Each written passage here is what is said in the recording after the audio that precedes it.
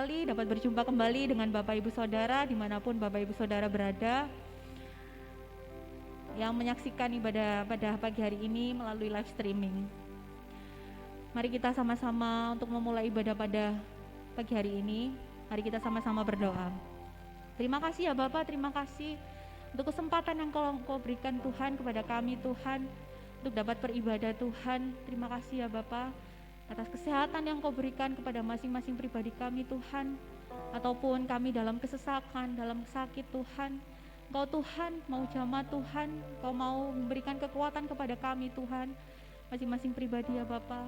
Fokuskan hati pikiran kami Tuhan untuk datang menyembah-Mu Tuhan, dalam pujian dan penyembahan, dalam mendengarkan firman Engkau ya Bapa.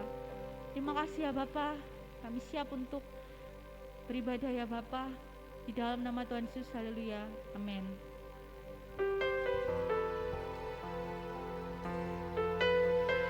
Kami meyakini Tuhan bahwa Engkau satu-satunya harta yang paling berharga Tuhan, yang kami miliki. Engkau satu-satunya bagian yang terbaik Tuhan, yang kami miliki ya Bapa.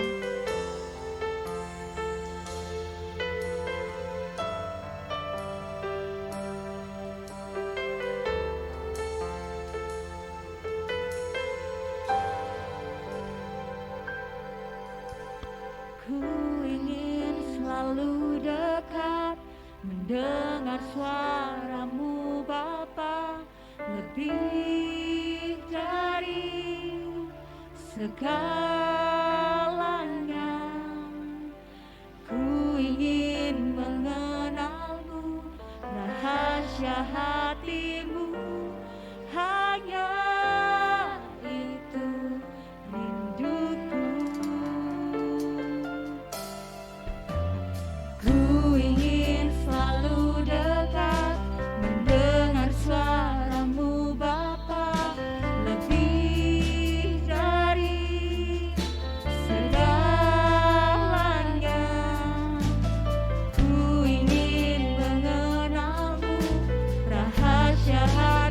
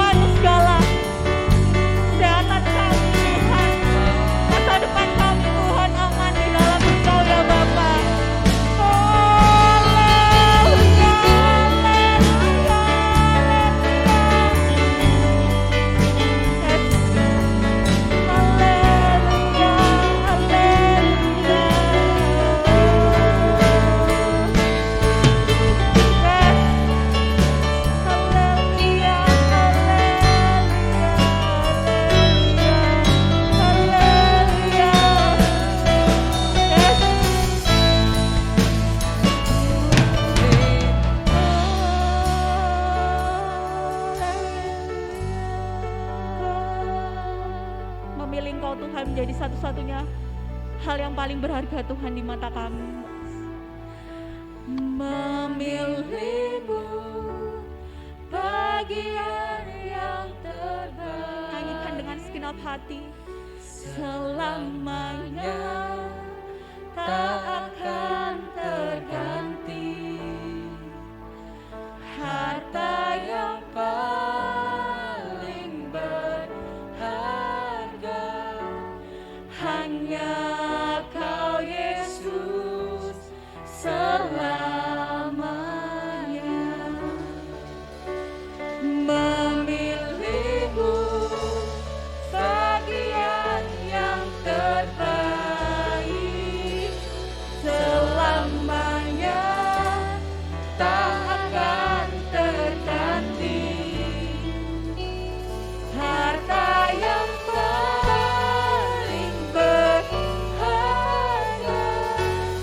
hanya Kau Yesus selamanya. Memilihmu bagian yang terbaik, selamanya tak akan terganti, harta yang paling berharga hanya Kau Yesus selamanya. Harta yang paling berharga, harta yang paling satu yang paling berharga, satu yang paling berharga hanya Kau Yesus selamanya. Segala puji syukur hanya bagi Dia. Yes, terima kasih Tuhan, kami naikkan syukur kami Tuhan. Biarlah sukacita surga makin nyata Tuhan dalam hidup kami ya Bapak. Di dalam nama Tuhan Yesus kami siap untuk memberikan yang terbaik lagi. Di dalam nama Tuhan Yesus, haleluya, amin. Mari kita sama-sama bersukacita.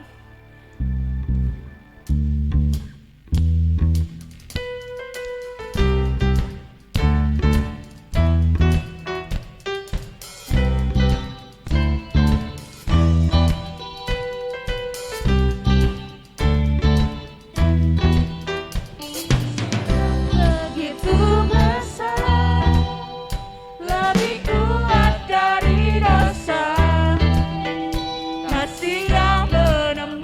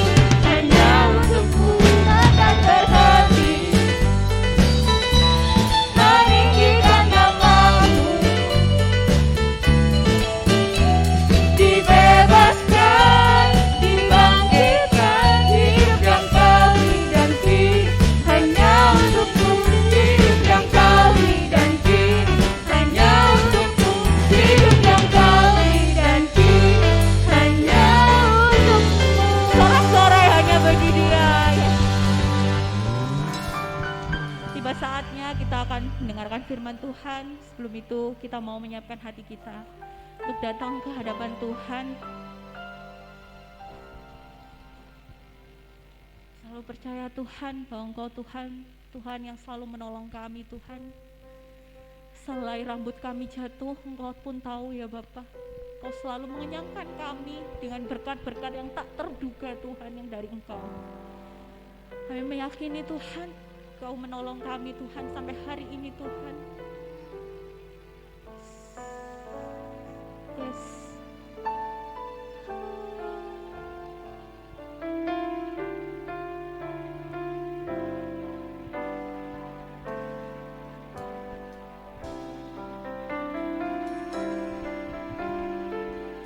Musim akan selalu berganti,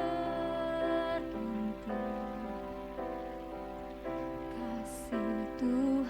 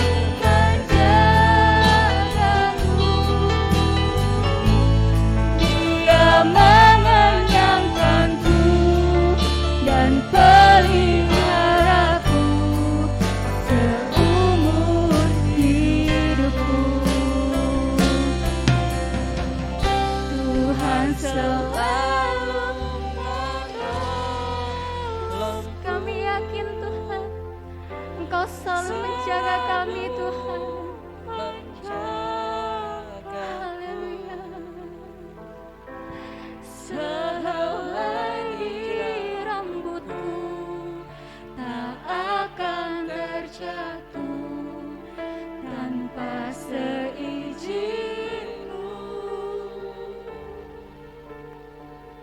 Tuhan selalu menolongku, selalu menjagaku.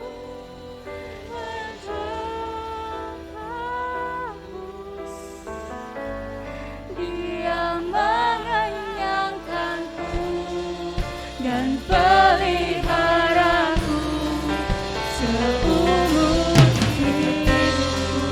Dia selalu menolongku,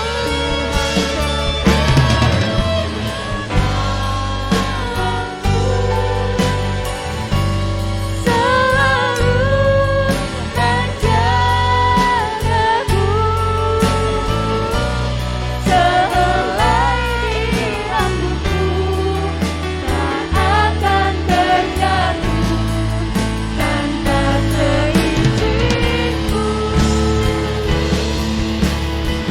Tuhan selalu menolongku,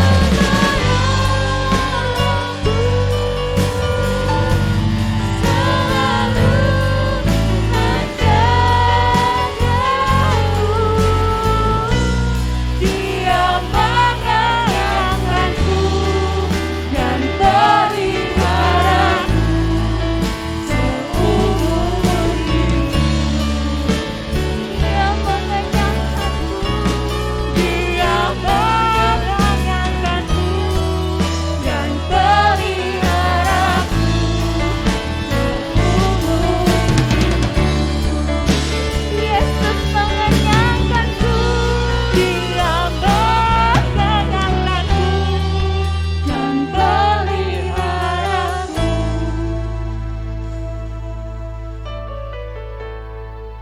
seumur hidupku.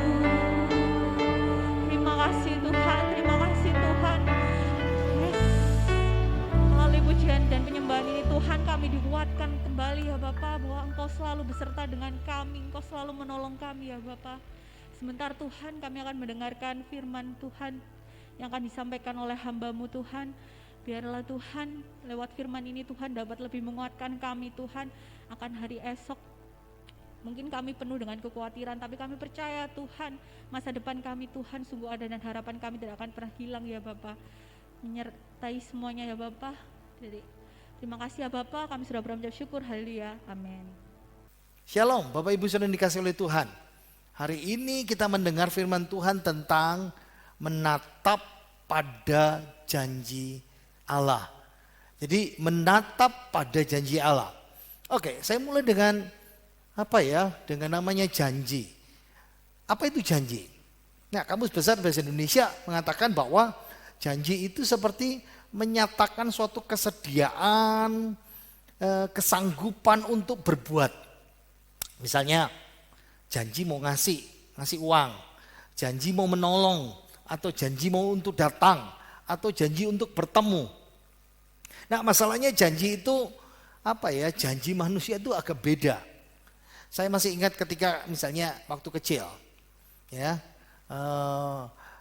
saya minta sesuatu mainan kepada orang tua saya, lalu orang tua saya berkata, ya papa mama janji kalau ada uang nanti kita beli. Dan ternyata ketika mereka punya uang, ternyata nggak beli mainan karena ada keperluan lain yang lebih penting dari mainan itu. Saya pernah juga janji misalnya waktu kepada anak saya, Josie dan Jojo, waktu kecil, ayo kita main di time zone. Tapi kamu mesti tidur siang dulu. Nanti selesai tidur siang, kamu bangun kita main ke time zone, oke? Anak-anak semangat tidur siang, karena susah tidur siang kan?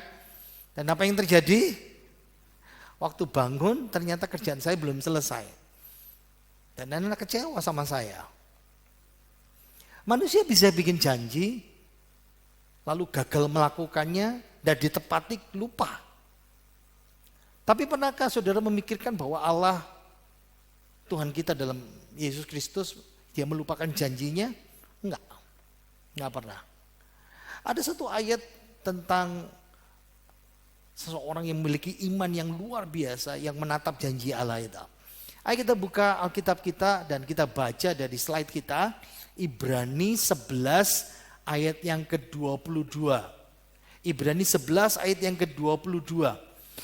Karena iman, maka Yusuf menjelang matinya memberitakan tentang keluarnya orang Israel dan memberi pesan tentang tulang belulangnya. Amin. Mungkin saudara ketika membaca ayat ini ya agak sedikit kok aneh gitu ya. Ingat ya, orang Kristen kalau mendengar cerita Yusuf itu paling suka spot-spot yang khusus. Misalnya Yusuf berjuang ketika dijual kakak-kakaknya 13 tahun hidup dalam perbudakan. Perjuangan Yusuf itu yang paling orang sukai. Atau ketika Yusuf bisa cerita sekolah minggu itu biasanya bisa menafsirkan arti mimpi. Atau cerita spot misalnya ketika Yusuf diangkat menjadi mangkubumi, wakil orang kedua dari Mesir, Firaun. Atau mungkin ketika dia memulihkan kakak-kakaknya. Atau ini yang paling keren nih ya, ketika dia bertemu dengan papanya setelah sekian lama.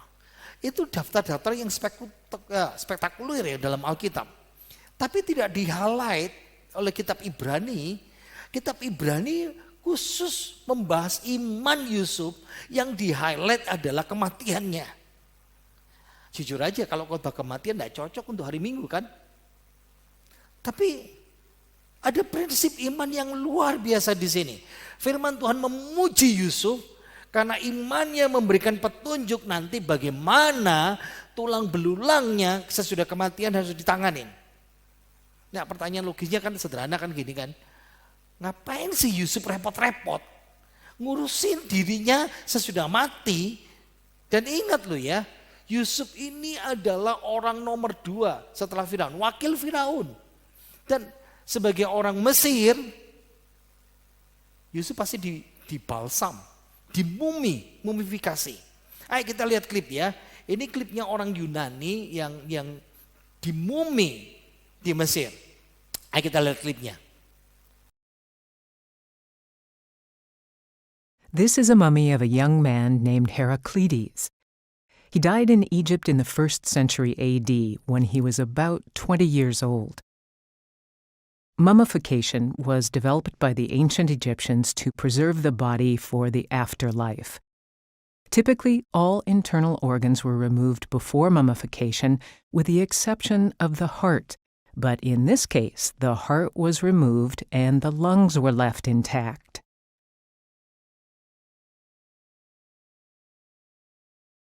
Next, the body was covered with salt and left for about 40 days, until all moisture was eliminated.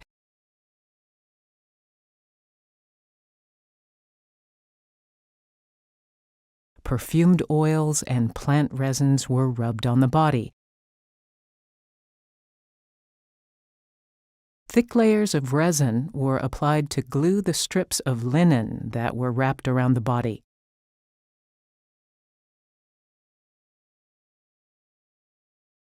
The mummy was placed on a wooden board, and more wrappings bound them together.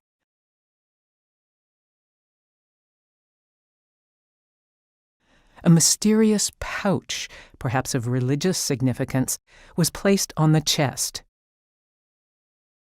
A mummified ibis, a wading bird with a slender, down-curved bill, was placed on the abdomen. Ibis mummies commonly served as votive offerings to the gods, but this is an unusual case of a bird being mummified with a deceased human. Long linen strips further secured the wrappings. A portrait panel of Heraclides was placed over the face.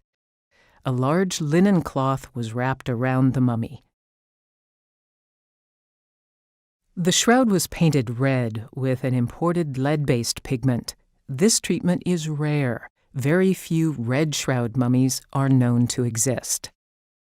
Egyptian symbols of protection and rebirth were painted on the outer cloth with pigments and gold.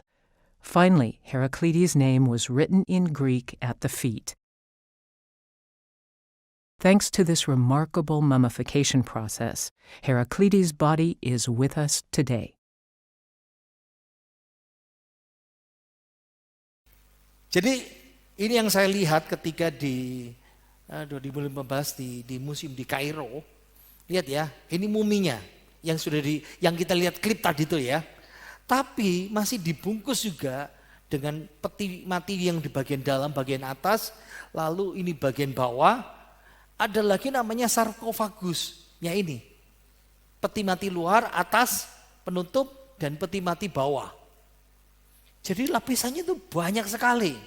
Nah, saya membayangkan, ingat ya, Yusuf dia dalam sarkofagus, peti mati setelah dimumi yang seperti ini. Pilihan yang pertama, mungkinkah sarkofagusnya terbuat dari kayu? Biasa. Atau kalau orang middle class atau orang raja, termasuk bangsawan, dia pasti dari batu. Tapi yang kelas tinggi sekelas raja, saudara lihat ini. Wow, ini pilihan ketiga. Di sarkofagus yang terbuat dari emas. Ini yang saya lihat di Mesir. Ini sarkofagus peti mati yang terbuat dari emas. Emas sungguhan. Raja Tutankhamun di Mesir. Cuman itu saja. Coba lihat slide ini berikutnya. Dan Yusuf pasti punya piramid sendiri. Megah. Bahkan dalam kematian Yusuf pun dia dalam kemegahan Mesir. Ayo kita baca lagi ayatnya ya. Baru kita paham. Ibrani 11 ayat 22. Karena iman, maka Yusuf menjelang matinya memberitakan tentang keluarnya orang-orang Israel dan memberi pesan tentang tulang belulangnya. Saya jadi ingat waktu mama saya meninggal 21 tahun yang lalu, tahun 2000. Tidak ada pesan sama anaknya. Mama saya meninggal karena sakit komplikasi belasan ya.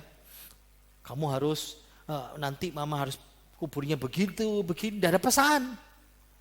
7 tahun kemudian, 14 tahun yang lalu papa saya meninggal, dia cuma punya satu pesan waktu meninggal. Karena mama meninggal duluan, nah tradisi Tionghoa kan punya namanya Xianggong.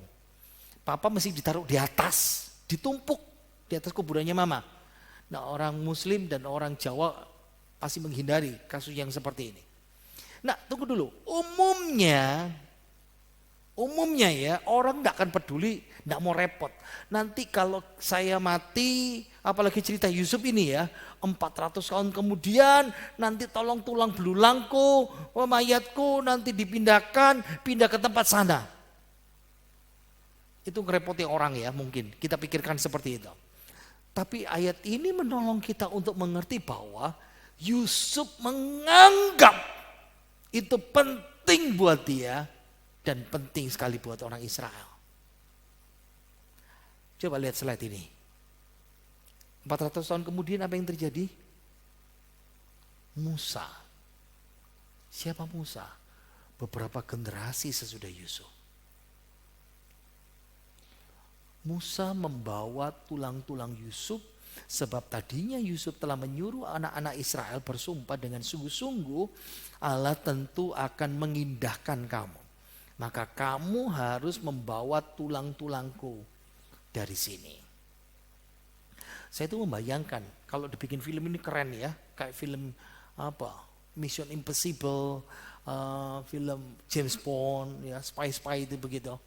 Saya membayangkan, jadi ini kan malam Paskah, Tuhan membunuh orang Mesir, orang Israel di rumah memotong domba Paskah, dan mereka pagi-pagi untuk harus berang, malam-malam harus pergi. Dan Musa mengutus kelompok orang, kan tahu ini piramidnya si Yusuf, dibongkar, mungkin diambil muminya saja, atau diambil sama sarkofagus bagian dalam saja. Saya membayangkan malam itu sibuk sekali mereka. Coba lihat slide ini ya. Ini tahap-tahapannya supaya saudara paham. Ini kan khotbah menatap pada janji. Nah, Yakub itu tiba di Mesir. Alkitab mengatakan pada umur 130 tahun Yusuf tiba di Mesir. Dan itu menandai orang Israel tinggal di Mesir 430 tahun dengan perbudakan. Dan ini ayat di mana kita melihat dalam Ibrani, karena iman maka Yusuf menjelang matinya. Nah, saya membayangkan ya, Yakub umurnya 147. Jadi masih 17 tahun kemudian lalu mati, dan masih ada 71 tahun lagi Yusuf mati. Di tengah masa-masa seperti itu, Yusuf memberitakan, dia beritahu orang Israel bahwa keluar tulang-tulangku. Dan 430 tahun kemudian setelah Yakub keluar dari Mesir, mereka eksodus keluar dari Mesir. Dan ayat Keluaran 13 ayat 19, 430 tahun sesudah Yakub tiba di Mesir, Musa bawa orang Israel keluar plus tulang-tulang Yusuf. Selesai? Belum. 40 tahun mereka berputar-putar di gurun. Dan ketika mereka mau masuk negeri Kanaan, Musa mati di sana. Di Moab mau menyeberang. Dan Yosua memimpin mereka masuk negeri Kanaan. Selesai ceritanya? Masih belum. Ada 26 tahun penaklukan. Dan tulang-tulang Yusuf baru dimakamkan. Ini yang disebut dalam cerita Yosua pasal 24 ayat 32. Tulang-tulang Yusuf yang dibawa orang Israel dari Mesir, dikuburkan mereka di Sikem. Di tanah milik yang dibeli Yakub dengan harga 100 kesita dari anak-anak Hemor, Bapa Sikem. Dan yang ditentukan bagi Bani Yusuf menjadi milik pusaka mereka. Bisa paham? Ini foto, ini saya sendiri yang memfoto. Lihat ya. Yusuf dia punya kehormatan, kemegahan dalam kematiannya di tanah Mesir. Tapi Yusuf lebih memilih tanah perjanjian daripada kehormatan itu. Kemana? Ini makamnya. Saudara lihat yang modelnya seperti apa? Cungkup itu, seperti masjid itu. Ini makamnya Yusuf. 300 meter barat daya dari sumur Yakub di pinggiran kota Sikem. Nah, Sikem itu sekarang tanahnya orang Palestina disebut Nablus, tepi barat. 400 tahun imannya baru digenapi. 400 tahun kemudian tulangnya baru dimakamkan di tempat perjanjian. Nah, catatan dari Keluaran dan Yosua tadi tidak menjawab kenapa tulang belulangnya itu penting. Tapi catatan Kejadian itu kita lihat yang membuat kita paham kenapa penting. Kejadian 50 ayat 24 sampai 26. Berkatalah Yusuf kepada saudara-saudaranya, tentu tidak lama lagi aku akan mati. Tentu Allah akan memperhatikan kamu dan membawa kamu keluar dari negeri ini. Ke negeri yang telah dijanjikannya dengan sumpah kepada Abraham, Ishak dan Yakub. Lalu Yusuf menyuruh anak-anak Israel bersumpah, katanya, tentu Allah akan memperhatikan kamu. Pada waktu itu kamu harus membawa tulang-tulangku dari sini. Kemudian matilah Yusuf berumur 110 tahun. Mayatnya dirempah-rempahi dan ditaruh dalam peti mati di Mesir. Coba perhatikan ayat ini ya, ayat 25. Yusuf menyuruh anak-anak Israel. Ayat 24. Yusuf berkata kepada saudaranya. Ingat ya, dua hal ini mungkin terpisah cukup jauh. Tapi ada satu prinsip yang sama di sini. Allah akan membawa kita ke negeri yang dijanjikan. Lihat bagian yang pertama. Mengapa Yusuf ingin tulangnya dipindahkan?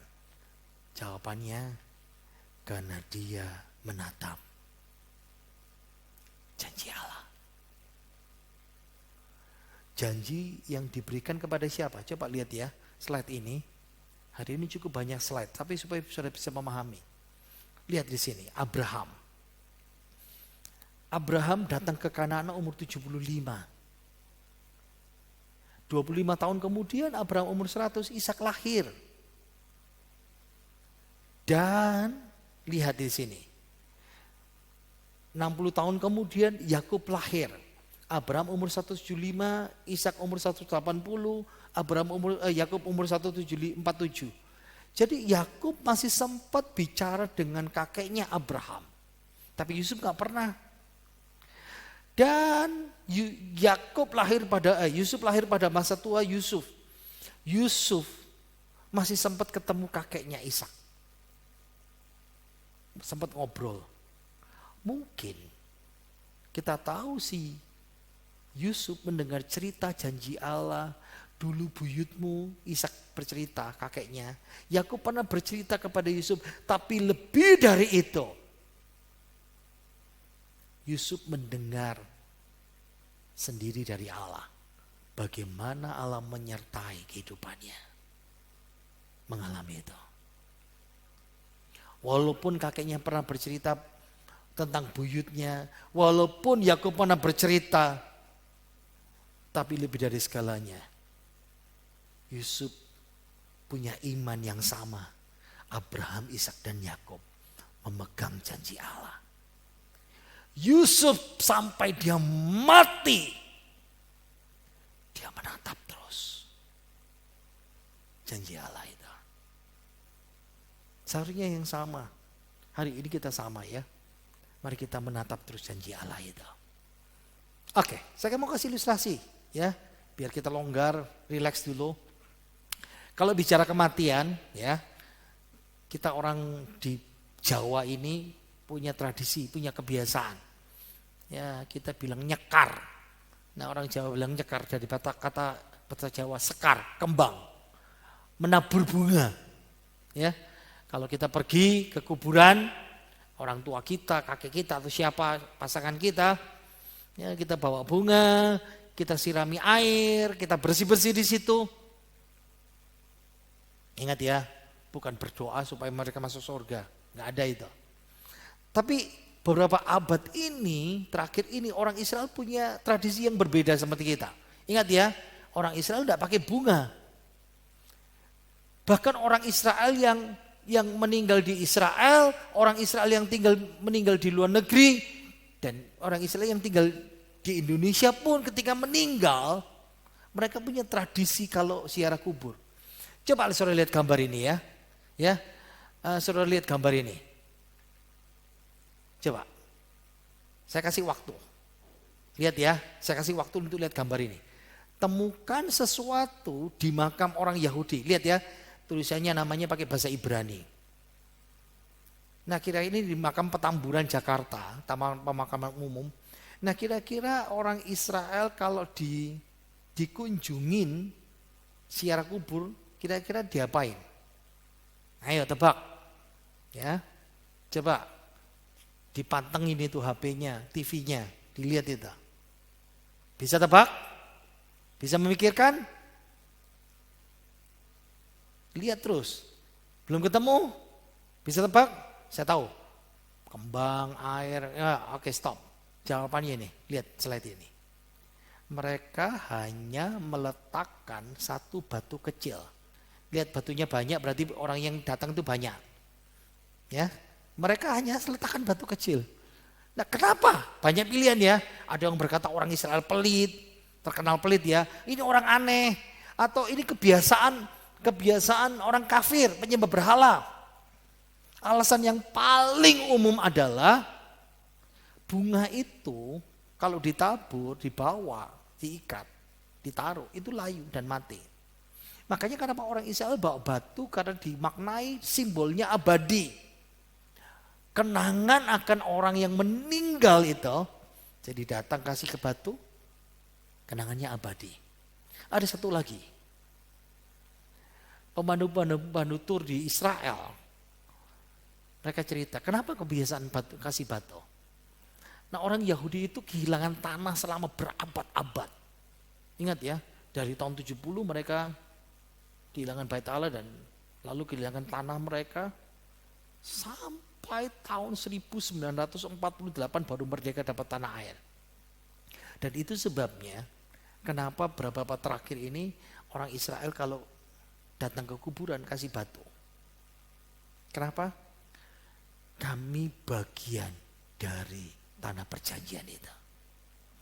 Entah benar atau tak salah, tapi analoginya sama seperti kita yang firman Tuhan hari ini. Yusuf walaupun dia dapat kehormatan di Mesir,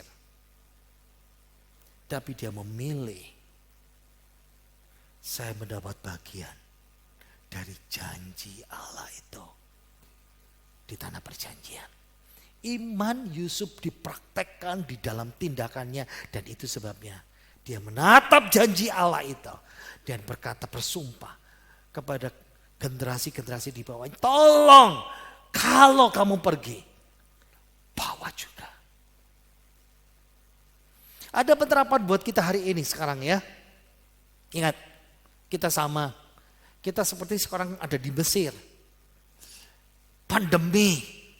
Kita gak bisa ibadah kumpul bersama. Mungkin kita juga terpisah dengan orang-orang yang kita kasihi. Mungkin kita kesulitan dalam ekonomi. Sebagian besar orang sedang sulit ekonomi sekarang. Masalah dalam rumah tangga, masalah dalam uang. Ada yang sakit, ada yang tidak punya obat, ada yang kena COVID. Dan Alkitab berkata jujur sama kita, memang kekristenan itu tidak selalu mudah. Kadang dalam perjalanan iman kita ini ragu. Benar gak Tuhan, ini jalan yang betul? Gak salah jalan Tuhan saya. Ingat, hari ini Tuhan bilang sama saudara, seperti Yusuf menatap janji Allah. Janji Allah itu adalah tanah air surgawi, di mana tidak ada penderitaan, tidak ada air mata, tidak ada juga cita buat saudara dan saya. Saya mau kasih ilustrasi kisah nyata ya. Ada seorang misionaris, pasangan suami istri, namanya Robert Moffat dan Mary Moffat, suami istri. Nah, suami istri ini sudah 10 tahun tugas pelayanan diutus sebagai misionaris ke suatu negeri yang sekarang namanya Botswana itu di Afrika. 10 tahun sebagai misi di Botswana, tidak ada satu orang pun, saya ulangi, tidak ada satu orang pun yang bertobat terima Yesus. Sampai-sampai pengutus dewan misinya, direkturnya, pengutusnya ragu. Robert, quit, mau berhenti mau menyerah atau mau pindah.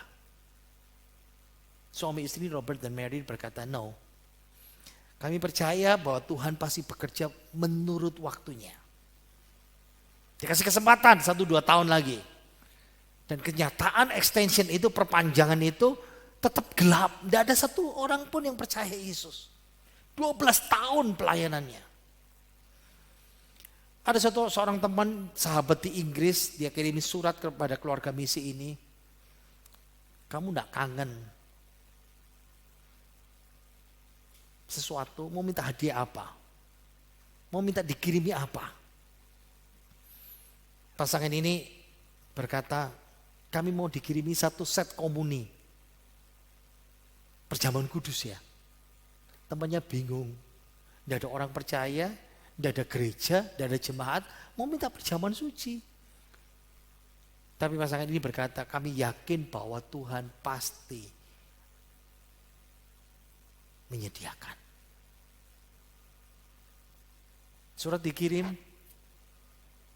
diterima temannya dan temannya menyiapkan. Karena sudah nawarin kan.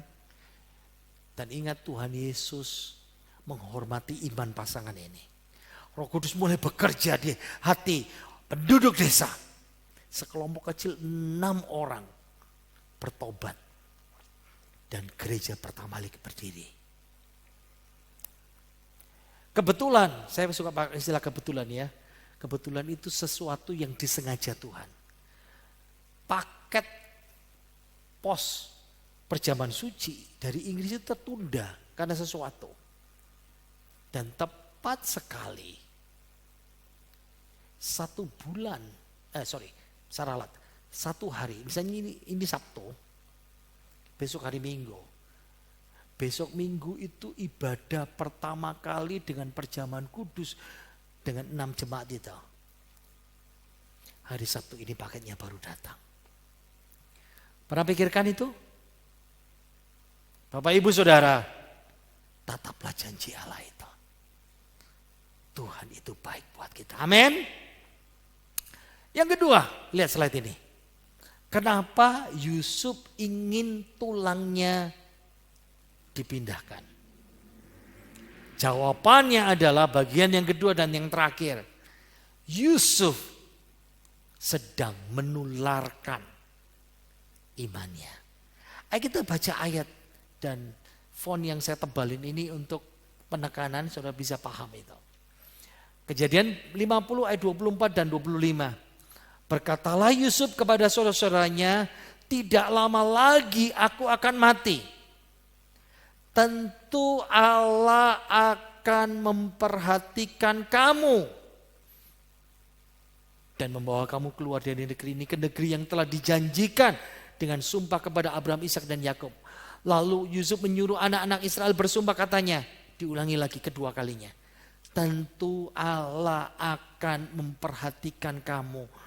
Pada waktu itu kamu harus membawa tulang-tulangku. Ayat 24 mungkin dia pesan sama saudaranya, tapi ayat 25 itu cucu-cucunya, anak-anak mereka. Tapi ada frasa, tentu Allah akan memperhatikan kamu. Kenapa? Yusuf sedang menularkan imannya kepada generasi, karena sesudah dia pergi, generasi itu akan diperbudak. Dan mereka tawar hati. 2 kali Yusuf mengulangi frasa itu. Tentu Allah akan memperhatikan kamu. Nah, dalam bahasa Ibrani ini keren ya, ada permainan kata. Ve Elohim itu dan Allah. Pak akot yitkot. Itu secara literal kata dasarnya sama, mengunjungi. Dan Allah mengunjungi, literalnya begitu ya. Tapi ingat ya, bahasa Ibrani kan dengan mati kamu akan mati. Tentu kamu akan mati waktu Tuhan mengutuk mereka di Taman Eden. Nah, sama seperti ini. Ini membicarakan kepastian. Makanya penterjemahan bahasa Indonesia, tentu Allah akan memperhatikan. Pakat itu seperti seorang yang mengunjungi teman dengan maksud untuk mengawasi, mengumpulkan, menghimpun yang tercerai-berai, merawat, care. Kenapa? Karena kejadian 50 ini konteksnya ada 2 hal. Yang pertama, waktu Yakub mau meninggal, kakak Yusuf datang. Wah, Yusuf pasti balas dendam sama kita. Tapi Yusuf menghibur, aku yang memelihara, aku yang menanggung hidupmu. Konteks yang kedua, waktu Yusuf mau mati, Yusuf kasih pesan yang sama. Tuhan yang memelihara kamu. Bisa paham, bisa tangkap? Yusuf yang sama menularkan imannya kepada kita hari ini. Engkau mengalami masa-masa berat. Keuangan, kesehatan, ekonomi ditinggalkan. Perasaan, emosi. Alkitab mengatakan, aku akan menggendong kamu sampai masa tuamu. Walaupun engkau ditinggalkan, walaupun engkau sendiri, Allah akan memperhatikan kita. Allah tidak pernah meninggalkan kita. Walaupun Allah berjanji. Walaupun Allah berjanji, tapi hidup kita tidak pernah. Allah tidak berjanji bahwa hidup kita pasti smooth. Dan kata-kata Yusuf ini diulangi 2 kali karena merangkumkan apa? Ingat ya, di perjanjian baru ketika Yesus datang disebut Allah sedang melawat umatnya. Sama seperti ayat ini. Tentu Allah akan memperhatikan kamu. Saya mau tutup dengan suatu cerita. Ada anak namanya Nadine Kuri. Dia hidup di Amerika Serikat, ini terjadi belasan tahun yang lalu. Waktu dia umur 13, nah Nadine Kuri ini tingginya 157 cm, beratnya 50 kilo. Dia itu anak kulit hitam ya. Ingat ya, jangan sebut negro. Negro itu itu pelecehan, bahasa kasar itu. Nah anak ini satu orang dibully 7 pemuda yang lebih besar. Kalah 1-7. Diseret lewat salju, 30 menit dipukuli, diinjak-injak, ditendang, dijejalkan di pohon. Akhirnya digantung di pagar yang setinggi 2 meter lebih. Nah dia tidak bisa balas. 1 lawan 7.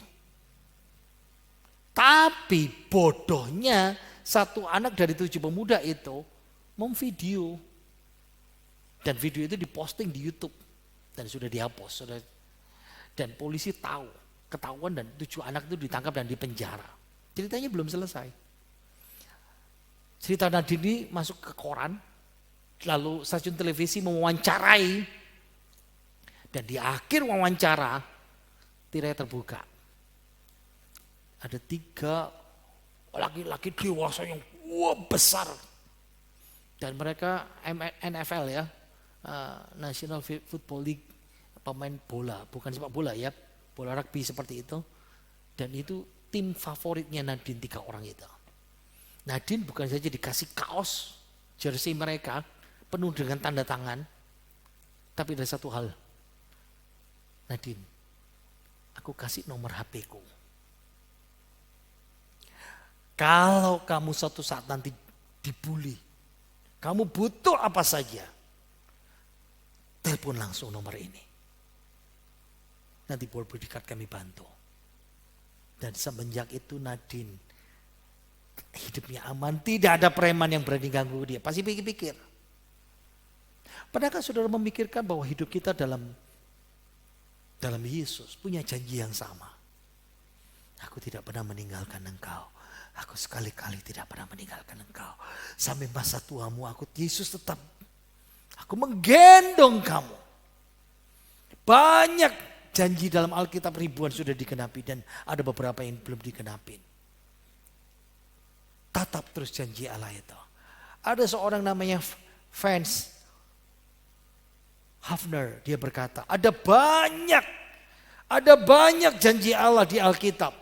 PL saja ada 7.700 lebih janji Allah. Di perjanjian baru ada 1.100 dan pasal yang terbanyak itu pasal Ulangan 28. Berarti apa? Kita duduk dengan tenang dalam janji Allah. Bukan was-was dengan janji Tuhan. Kita akan nyanyikan pujian kita. Tuhan tak pernah janji.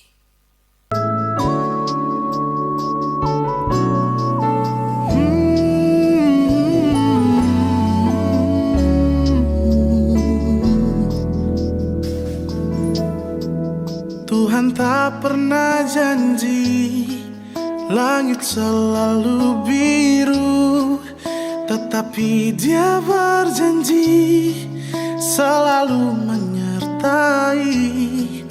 Tuhan tak pernah janji jalan selalu rata, tetapi Dia berjanji berikan kekuatan.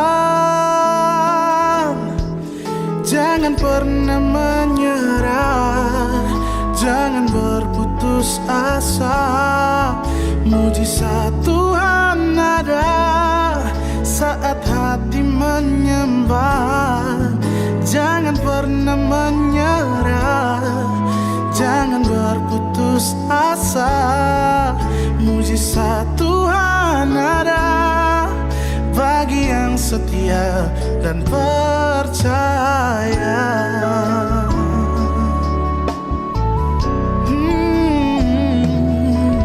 Tuhan tak pernah janji langit selalu biru, tetapi Dia berjanji selalu menyertai. Tuhan tak pernah janji jalan selalu rata, tetapi Dia berjanji berikan kekuatan. Oh, jangan pernah menyerah, jangan berputus asa.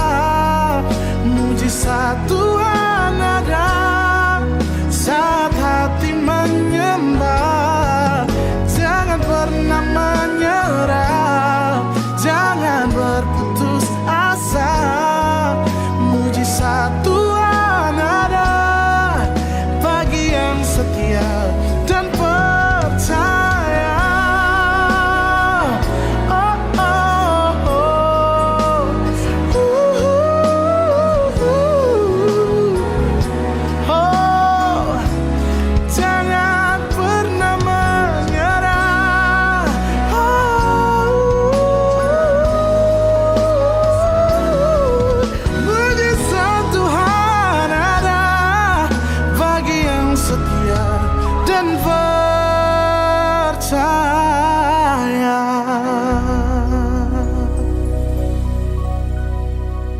Mari kita berdoa. Tuhan Yesus, terima kasih karena Engkau sudah memberkati kami melalui pujian kami, melalui khotbah firman-Mu, dan kami boleh dikuatkan, disegarkan, diberikan kekuatan yang baru. Biarlah kami selalu menatap janji-Mu Tuhan. Engkau Allah yang luar biasa, Engkau Allah yang sanggup, Engkau Allah yang mampu dalam kehidupan kami. Terima kasih Tuhan, terima kasih. Biar kami boleh disegarkan, dikuatkan oleh firman-Mu. Bersyukur Tuhan kami untuk ibadah hari ini. Walaupun kami online, kami berdoa terus untuk pembangunan gereja kami. Kami berdoa untuk pemulihan yang sakit COVID, terpapar COVID, atau sakit yang lain dalam tubuh, jiwa atau rohani kami. Tuhan tolong, Tuhan jamah dalam nama Tuhan Yesus. Bilur-bilur-Mu menyembuhkan. Dari Yesus menguduskan dan menyucikan dan menyembuhkan dengan sempurna. Kami berdoa untuk bangsa negara kami, untuk para medis, untuk pemimpin negara dan pengampunan dosa bagi dunia. Pulihkan kami dari COVID Tuhan. Tuhan kami berdoa supaya vaksinasi terus berjalan. Dan Tuhan kami berdoa untuk jemaat-Mu. Tuhan Yesus jaga, Tuhan Yesus pelihara. Tuhan berkati kesehatan kami. Berkati kebutuhan kami dengan limpah. Berikan kekuatan ekstra dalam kehidupan kami Tuhan. Berkati persembahan yang akan kami kumpulkan hari ini. Persembahan kolektor, persembahan persepuluhan. Dan biarlah kami boleh diberkati. Mari kita buka tangan kita, terima berkat dari Tuhan kita Yesus sendiri. Diberkatilah kaum pria. Diberkatilah kaum wanita. Diberkatilah suami istri. Diberkatilah anak-anak pemuda-pemudi. Diberkatilah rumah tangga kita dengan damai sejahtera melimpah. Diberkatilah segala usaha pekerjaan toko karyan proyek kita. Diberkatilah hidup kita mulai hari ini sampai selama-lamanya. Terimalah berkat melimpah dari Bapa Putra Kudus. Berkat-berkat rohani jasmani dalam nama Tuhan Yesus. Dan kita semuanya percaya berkata, amin. Selamat hari Minggu. Tuhan Yesus memberkati kita semuanya. Come on, put 'em together tonight.